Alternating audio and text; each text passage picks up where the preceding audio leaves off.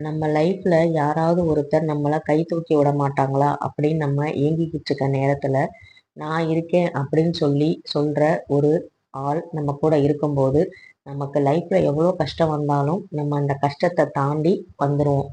இது மாதிரி தான் எங்களுக்கும் ஒருத்தர் இருக்காங்க. அவங்க யாருன்னு நான் இந்த வீடியோல சொல்றேன். அவங்களுக்கு நான் என்ன பூஜை பண்றேன், ஆடி 28 அன்னைக்கு, இன்னைக்கு கடைசி ஆடி செவ்வாய். இன்னைக்கு நான் எந்த மாதிரி பூஜைகள்னு என் வீட்ல வருஷம் வருஷம் பண்ணுவேங்கிறதையும் நான் சொல்லப் போறேன். அதுக்கு முன்னாடி என் சேனலை சப்ஸ்கிரைப் பண்ண உங்க எல்லாருக்குமே ரொம்ப ரொம்ப நன்றி. தொடர்ந்து சப்ஸ்கிரைப் பண்ணாம பார்க்குறவங்க சப்ஸ்கிரைப் பண்ணிட்டு பாருங்க. அப்பதான் நான் போடுற வீடியோ அடுத்தடுத்து நோட்டிஃபிகேஷனா உங்களுக்கு வரும். அதே மாதிரி வீடியோ பிடிச்சிருந்தா லைக் போடுங்க. அது எனக்கு மோட்டிவேஷனா இருக்கும். இப்போ வாங்க வீடியோக்குள்ள போலாம். இன்னைக்கு பார்த்தீங்கன்னா ஆடி செவ்வாய். ஆடி செவ்வாய்னாலே பார்த்தீங்கன்னா செவ்வாய்க்கிழமைங்கிறது முருகனுக்கு உகந்த நாள். அது மட்டும் இல்லாம நம்ம சுமங்கலிகள் பாக்கியம் சுமங்கலி பாக்கியம் நிலைபெறச் செய்யறதுக்கான ஒரு முக்கியமான நாள். இதுல பார்த்தீங்கன்னா ஔவையார் விரதம் சொல்லிட்டு ஒண்ணு இருப்பாங்க. அதாவது நைட்ல பெண்கள் எல்லாம் கூடி கொழுக்கட்டை பிடிச்சு சாமி கும்பிடுவாங்க. அந்த கொழுக்கட்டை ஆண்கள் யாரும் சாப்பிடக்கூடாது, பெண்கள் மட்டும் தான் சாப்பிடணும் அப்படின்னு விரதம் இருப்பாங்க. அப்படி இல்லைன்னா காலையிலிருந்து சாயங்காலம் வரைக்கும் விரதம் இருந்து சுமங்கலி பாக்கியம் கிடைக்கணும், மாங்கல்ய பாக்கியம் கிடைக்கணும் அப்படின்னு வேண்டியும் விரதம் இருக்கலாம். அதனால ஆடி வெள்ளி மட்டும் இல்லை, ஆடி செவ்வாயும் ரொம்ப ரொம்ப ரொம்ப ஒரு முக்கியமான உகந்த நாள். அது மட்டும் இல்லாம ஆடி மாசம்னாலே சிறப்பு தான். ஹயக்ரீவர் அவதரித்த நாள், அதே மாதிரி ஆண்டாள் அவதரித்த நாள், அதே மாதிரி சிவனை விட அதாவது சக்தி தேவிக்கு தான் அதிகமான ஒரு பெருமையும் ஒரு உகந்த மாதமாகவும் இந்த ஆடி மாதம் இருக்கிறது. அப்ப பெண்களுக்கு பாத்தீங்கன்னா இந்த மாதங்கிறது ரொம்ப ரொம்ப முக்கியம். அதே மாதிரி எல்லா அம்மன் கோவில்களிலுமே பார்த்தீங்கன்னா நமக்கு சிறப்பு வாய்ந்த பூஜைகள் நடைபெறும். ஸோ அதனால ஆடி மாசத்துல இப்ப நம்ம 28வது நாள்ல இருக்கோம். ரொம்ப ரொம்ப இந்த ஆடி மாசம் நல்லபடியா போச்சு. உங்களுக்கும் அந்த மாதிரி போயிருக்கும்னு நான் நம்புறேன். அதனால இந்த வருஷம் நீங்க ஆடி மாசம் என் வீடியோ பார்த்துருந்தீங்கன்னா கண்டிப்பா உங்களுக்கு இதுல ஏதாவது ஒரு தகவல் உங்களுக்கு புதுசா இருந்திருக்கும். அதையும் நீங்க ஃபாலோ பண்ணுங்க. நான் எனக்கும் யாராவது சொல்லி இல்ல நானும் எங்கேயாவது பார்த்துதான் இந்த மாதிரி கத்துக்கிட்டு செஞ்சுட்டு இருக்கேன். தொடர்ந்து வாழ்க்கையில முன்னேற்றம் ஏற்பட்டிருக்குங்கிறனாலதான் இந்த சேனல் ஆரம்பிச்சு உங்களுக்கும் நான் சொல்லிக்கிட்டு இருக்கேன். ஸோ இப்போ நம்ம அடுத்தடுத்து என்னன்னு பார்க்கலாம். இன்னைக்கு செவ்வாய்க்கிழமைங்கனால முருகனுக்கு நம்ம வார வாரம் வெற்றிலை தீபம் போடுவோம். வெற்றியை தரக்கூடிய இந்த வெற்றிலை தீபத்தை நான் இன்னைக்கு ஏற்றிருக்கேன். அதே மாதிரி பார்த்தீங்கன்னா இன்னைக்கு பார்த்தீங்கன்னா அந்த காம்பு இது எல்லாமே நம்ம எப்பவுமே வெற்றிலை தீபத்துல அந்த அகல் விளக்க நம்ம போடணும். நான் இன்னைக்கு பித்தளை விளக்குல ஏற்றிருக்கேன்.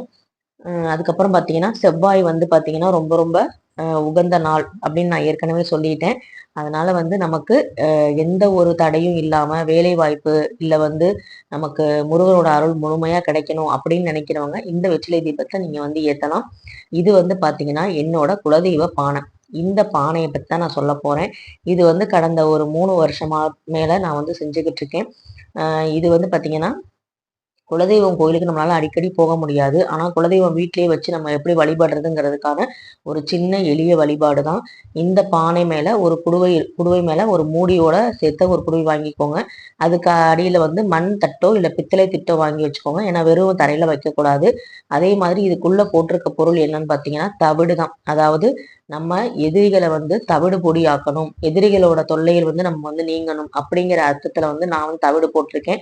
அப்படி இல்லைன்னா நீங்க பச்சரிசி கூட நீங்க போடலாம். இப்ப நான் பானையை வருஷத்துக்கு ஒரு தடவை அதாவது ஆடி 28 அன்னைக்கு தான் நான் சுத்தம் பண்ணுவேன். இதுல பாத்தீங்கன்னா என்னோட குலதெய்வம் ஆணும் பெண்ணும் 2 பேருமே இருக்கனால ஆண்னாலே நமக்கு முனி கருப்பு இந்த மாதிரி நிறைய மாடசாமி இந்த மாதிரி பெயர்கள் கொண்டது. அவர்கள்லாம் பாத்தீங்கன்னா எல்லை தெய்வமா இருப்பாங்க, காவல் தெய்வமா இருப்பாங்க. அவங்களுக்கு ரொம்ப பிடிச்சது பாத்தீங்கன்னா சந்தனம் விபூதி இந்த வாசனைகள் ரொம்ப ரொம்ப பிடிக்கும். அதனால இந்த பானை ஃபுல்லா நான் சந்தனம் ஜவ்வாது பச்சை கற்பூரம் இதெல்லாம் தடவி ஃபர்ஸ்ட் பானையை அலங்காரம் பண்ணிக்க ரெடி பண்ணிட்டேன். இது ஒரு சக்தி வாய்ந்த ஒரு பூஜையாக தான் நான் நினைப்பேன். ஏன்னா குலதெய்வம் அருள் இருக்கிற போது நமக்கு எந்த ஒரு கஷ்டமும் வாழ்க்கையில வராது அப்படிங்கிறதுதான் உண்மை.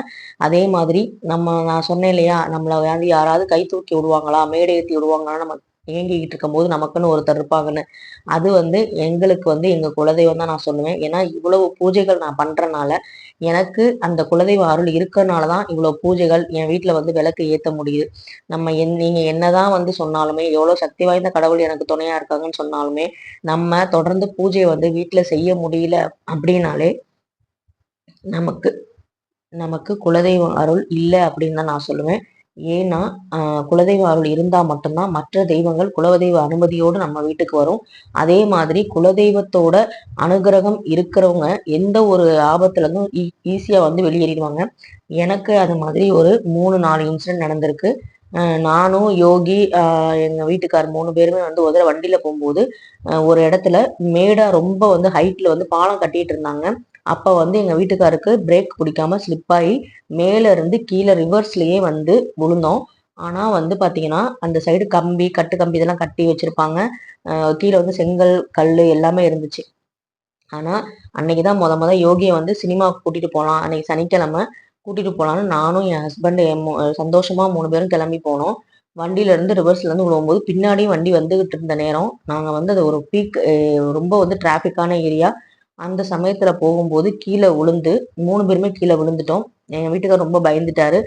கத்திட்டோம். அந்த நேரத்துல வந்து பாத்தீங்கன்னா, பக்கத்துல கல்லு, கம்பிலாம் இருக்கு. யோகி வந்து அவன் மேல நான் வந்து விழுந்திருக்கேன். அப்ப வந்து அவனுக்கு 1 வயசு தான் இருக்கும். அந்த மாரி சமயத்துல விழுந்தோனே அவன் கத்திட்டான். நானும் கத்திட்டேன். ஸோ, அந்த மாரி ஒரு சிச்சுவேஷன்ல எங்களுக்கு எந்த பெரிய அடியும் இல்லாம, எந்த ஒரு சேதமும் இல்லாம, நாங்க வந்து எந்திரிச்சு நல்லபடியா வீட்டுக்கு வந்ததுங்கிறது, அந்த ஒரு நொடி வந்து குலதெய்வம் என் கூட இருக்குன்னு நான் உணர்ந்தேன். அதே மாதிரி நான் வந்து எங்க வீட்டு படிக்கட்டுல இப்ப இருக்க வீட்ல கால் வந்து எப்பவுமே நான் பார்த்து தான் வைப்பேன். ஆனா, என்னையே அறியாம ஸ்லிப் ஆகும்போது, கீழ இருந்து யாரோ தாங்கி புடிக்கிற மாரி நான் வந்து மெதுவா வந்து போய் விழுந்த மாதிரி எனக்கு வந்து பெருசா அடிபடல. ஆனா, யாரோ தாங்கி புடிச்ச மாதிரி எனக்கு ஒரு ஃபீல் இருந்துச்சு. அந்த ஒரு நொடி வந்து நம்ம வீட்ல குலதெய்வம் இருக்குன்னு நானும் உணர்ந்தேன். இந்த மாதிரி தாங்க குலதெய்வம் வருவாங்க. பெரிய பெரிய அ சிக்கல்லாம் வந்து நமக்கு வந்தாலுமே, அத வந்து மலை போல் இருக்க பிரச்சனையும் பனி போல வந்து அவங்க வந்து விலகி குடுக்கறது தான் வந்து இந்த குலதெய்வத்தோட வேலையே. யமதர்மராஜனே வந்து பாத்தீங்கன்னா, குலதெய்வத்தோட அனுமதி வாங்கிட்டு வந்து தான் நம்ம உயிர வந்து கவர்ந்து செல்ல முடியும். அப்படிப்பட்ட அந்த குலதெய்வத்தோட சக்திய உணர்ந்து தான் இந்த பூஜைய நான் தொடர்ந்து பண்ணிக்கிட்டு இருக்கேன். உங்களுக்கும் வந்து இந்த பூஜை செய்யணும்னா நீங்க தாராளமா பண்ணலாம். ஏன்னா, குலதெய்வம் பக்கத்துல இருந்தா நம்ம அடிக்கடி போய் பார்க்கலாம். ஆனா நாங்க போறது வருஷத்துக்கு 2 தடவ இல்லன்னா 3 தடவ போலாம். அதுக்கு மேல வந்து ரொம்ப போக முடியாது. வேலைப்பளு, நம்மளோட டிஸ்டன்ஸ் அதிகமா இருக்கறனால, நாங்க வந்து இந்த ஆடி 28 பூஜைக்கு குலதெய்வம் கோயில்ல இருந்தே எங்களுக்கு வந்து அழைப்பு வரும். அதே மாதிரி சித்திரை மாசம் திருவிழாவுக்கும் வரும். இந்த 2 நாட்களையும் வந்து நாங்க தவற விடவே மாட்டோம். எப்படியாவது வந்து அவர போய் பாத்தரணும்னு சொல்லிட்டு நாங்க போயிருவோம். நாங்க போற நேரத்துல எங்களுக்கு ஏதாவது ஒரு உத்தரவு, ஏதாவது ஒரு அ சு அது அறிகுறி, நல்ல அறிகுறி, "நான் இருக்கேன், பாத்துக்கிறேன், நீ போயிட்டு வாப்பா" அப்படிங்கிற மாரி சொல்லுவாங்க. இந்த வருஷமும் அந்த மாதிரி வந்து நடக்கணும் அப்படிங்கிறத வேண்டிக்கிட்டு தான் இந்த குலதெய்வ பானைய நான் வச்சிருக்கேன். வருஷத்துக்கு ஒரு தடவ இந்த பானைய வந்து மாத்திருவேன். இந்த குடுவைக்குள்ள தவிடு, ஒரு எலுமிச்சம்பழம், ஒரு பூ, அதுக்கப்புறம் பார்த்தீங்கன்னா 9 காயின் வந்து முடிஞ்சு அதுக்குள்ள வைப்பேன். அதுக்கப்புறம் பார்த்தீங்கன்னா, அந்த மூடிய போட்டு மேல வந்து அகல் விளக்குல எண்ணெய் ஊத்தி ஏத்துவேன். இந்த அகல் விளக்க வந்து நான் வந்து வாரத்துக்கு ஒரு தடவ விளக்குகள்லாம் கழுவும்போது எடுத்து கழுவுவேன். ஆனா குடுவையில இருக்க அந்த தவிடு, மத்த விஷயங்கள் எதுவுமே வந்து பார்த்தீங்கன்னா, நான் வந்து எடுத்திருக்க மாட்டேன். வருஷத்துக்கு ஒரு தடவ ஆடி 28 அன்னைக்கு. ஏன்னா, அன்னைக்கு தான் எங்க குலதெய்வத்துக்கு வந்து பூசை போடுவாங்க. அதனால வந்து நான் வந்து அன்னைக்கு வந்து இத மாத்துறதுக்கு வழக்கமா வச்சிருக்கேன். ஏன்னா, எந்த ஒரு நமக்கு விசேஷனாலும், அந்த கடவுளுக்கு உரிய விசேஷ நாட்கள் நம்ம செய்யும்போதும், நமக்கு ஞாபகமாவும் இருக்கும். இது ஏன்னா வருஷத்துக்கு ஒரு தடவ பண்றோம். இத வந்து நீங்க இல்ல வளர்பிறை, அமாவாசை அந்த மாரி சமயல்ல கூட நீங்க எடுத்து பண்ணலாம். அப்ப வருஷத்துக்கு ஒரு தடவ எந்த நாள்ல நீங்க மாத்துறீங்களோ, அந்த நாள்ல நீங்க வந்து வருஷத்துக்கு ஒரு தடவ மாத்தி புதுசா வந்து குடுவைய கழுவி நீங்க திரும்பவும் பழைய பொருட்கள் எல்லாத்தையும் ரிமூவ் பண்ணிட்டு, புதுசா வந்து நீங்க போட்டுறலாம். இந்த முடிச்சு இருக்க காயின வந்து நீங்க குலதெய்வம் கோயிலுக்கு போம்போது, அந்த காயின வந்து நீங்க போட்டுறலாம். அது வந்து ஒற்றைப்படை எண்ணிக்கையில இருக்க மாரி பார்த்துக்கோங்க. நான் வந்து 9 காயின் வந்து வச்சிருக்கேன். இப்படிதான் வந்து என்னோட குலதெய்வ வழிபாடுங்கிறது நான் வாரம் வாரம் செஞ்சுகிட்டு இருக்கேன். அதாவது வாரம் வாரம்னா விளக்கு தான் வாரம் வாரம் ஏத்துறேன். குடுவை வந்து 1 வருஷத்துக்கு ஒரு தடவ தான் மாத்துறேன். இந்த குடுவைய வந்து மாத்துறதுன்னா, குடுவையில இருக்க பொருட்கள மாத்துறது 1 வருஷத்துக்கு ஒரு தடவ. குடுவை வந்து நல்லா இருந்துச்சுன்னா, நீங்க இதையே கழுவிட்டு, சுத்தம் செஞ்சுட்டு நீங்க வைக்கலாம். இது மாதிரி செய்யும்போது, நம்ம வந்து வீட்ல குலதெய்வத்தோட குலதெய்வ அனுகிரகம் இருக்கு. குலதெய்வம் வந்து நம்ம வீட்ல இருக்குங்கிறத ஒரு அ ஒரு அறிகுறி நமக்கு உணர்த்தும். அதே மாதிரி உருவ வழிபாடு எதுவுமே நம்ம செய்ய முடியாதுங்கிற பட்சத்துல குலதெய்வத்துக்கு நம்ம வந்து இந்த மாதிரி வந்து நம்ம அகல் விளக்கு ஏற்றலாம். சப்போஸ் உங்ககிட்ட ஃபோட்டோ இருக்குன்னாலும் நீங்கள் வந்து ஃபோட்டோவுக்கு கீழே இந்த குடுவையை வச்சுக்கலாம். இது வந்து குலதெய்வ மண். இது வந்து போன வருஷம் எனக்கு கொடுத்த குலதெய்வம் கோயிலில் கொடுத்த எலுமிச்சம்பழம். நான் வந்து அந்த எலுமிச்சம்பழத்தை கூட நான் மாற்ற மாட்டேன். ஏன்னா அடுத்து நான் அந்த கோயிலுக்கு எப்போ போய் எனக்கு இன்னொரு கனி கிடைக்குதோ அப்பதான் நான் வந்து எலுமிச்சம்பழத்தை மாற்றுவேன். அதனால வந்து இதை கூட நான் வந்து பாதுகாத்து வச்சிருப்பேன். ஏன் சொல்றேன்னா, அந்த எலுமிச்சம்பழம் காயுதா இல்லை அழுகி போகுதாங்கிறத நான் பார்ப்பேன். எனக்கு வந்து இது வரைக்கும் காஞ்சு தான் போயிருக்கு, அழுகுனது கிடையாது. அதனால வந்து நம்ம வீட்டில் பாசிட்டிவ் வைப்ரேஷன் இருக்குன்னு என்னால் உணர முடியுது. அதே மாதிரி குலதெய்வ உண்டியல் நான் ஏற்கனவே சொல்லியிருக்கேன். அந்த வீடியோ பார்க்கலன்னா கண்டிப்பாக பாருங்க. அந்த உண்டியல் அப்புறம் காணிக்கை முடிச்சு எல்லாமே வந்து ரெடியாக எடுத்து வச்சாச்சு. இந்த வருஷம் என் கணவரும் வந்து அவரோட வருமானத்திலிருந்து ஒரு பிடி காணிக்கையை வந்து எடுத்து அவரும் வந்து காணிக்கை போடலான்னு சொல்லிட்டு எடுத்து வச்சிருந்தாரு. அதனால வந்து நமக்கு மேலும் மேலும் நமக்கு செய்யறதுக்கான ஒரு சக்தியையும் கடவுள் வந்து நமக்கு கொடுப்பாரு. இதுதான் வந்து குலதெய்வத்தோட அனுகிரகம் இருக்குன்னு அர்த்தம். அதே மாதிரி நம்ம வீட்டில் வெல்லம் வந்து நான் என் கை சூட்டோட இருக்கிற அந்த வெள்ளத்தை வந்து நான் எடுத்துட்டு போறேன். குலதெய்வம் கோவிலுக்கு வெல்லம் கொடுக்கறதுங்கிறது ரொம்ப ரொம்ப நல்ல விஷயம். அந்த குலதெய்வத்துக்கு நம்ம வெல்லம் கொடுக்கும்போது வெல்லம் எப்படி கரையுதோ அதே மாதிரி நம்ம கஷ்டங்களும் கரையுங்கிறது நம்பிக்கை. இந்த வருஷம் நாங்கள் வந்து குலதெய்வம் கோயிலில் வந்து பொங்கல் வந்து நம்ம அடிக்கடி போகும்போதெல்லாம் வைக்க முடியாது. திருவிழா சமயத்தில் அந்த மாதிரி சமயத்தில் தான் வைக்க முடியும். அதனால வந்து நாங்கள் வந்து பச்சரிசி, வெல்லம், நெய், முந்திரி, திராட்சை, ஏலக்காய் எல்லாமே வாங்கிட்டு போயிட்டு நாங்கள் வந்து கோவிலில் வந்து கொடுத்துருவோம். ஏன்னா அவங்க வந்து படையல் டெய்லி வந்து சாமிக்கு நைவேத்தியம் பண்ணும்போது அதை யூஸ் பண்ணிக்குவாங்க. ஸோ அந்த மாதிரி நம்ம கோவிலுக்கு என்ன பழக்கமோ அதை மாதிரி நம்ம செஞ்சுக்கணும்.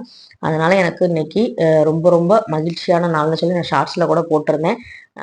ஏன் மகிழ்ச்சியான நாள்னா எங்கள் தாத்தாவை, எங்கள் குலசாமியை, எங்கள் பாட்டனை, அதாவது அங்கே இருக்கிறவங்கள நான் பார்க்க போகிறேன் அப்படிங்கிற ஒரு சந்தோஷத்தோடு நான் போகிறேன். நான் பிறந்த வீட்டில் கூட என் குலதெய்வத்தை வந்து அவ்வளோ நினைக்கல.